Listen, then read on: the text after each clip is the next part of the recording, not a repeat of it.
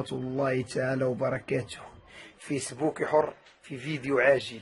بعد استيقاظي صباحا بحثت في هاتفي النقال فوجدت مظاهرة منظمة ضد بن كيران هذا اليوم اللي هو يوم الأحد 18 شتنبر، كأن بن كيران هو سبب غرق وفساد هذه البلاد، كأن بن كيران الذي نظمت مظاهرة ضده هو اللي كينهب وكيسرق ثروات الفوسفات لهذه البلاد الذي يصدره عالميا، كأن بن كيران هو الذي ينهب ويسرق الثروات الفلاحية لهذه البلاد والثروات السمكية.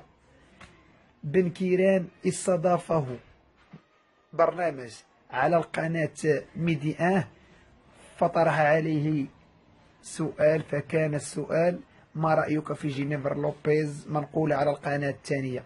فأجاب الأخير: بلا حول ولا قوة إلا بالله العلي العظيم، اللهم إن هذا منكر.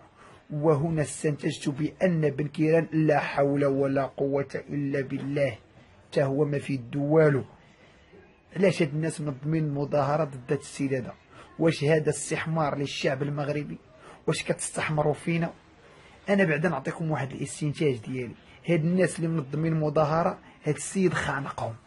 هذا استنتاج وتحليل ديالي فقط، يقدر يكون صحيح يقدر يكون خطا. هاد السيد خانقهم ومرضهم في صحتهم وخرجوا ضده خوفا ان ينجح في الانتخابات يمكن او لا. حتى انا يمكن امن بحتى شي حاجه اصلا. فيسبوك حر. سلام عليكم.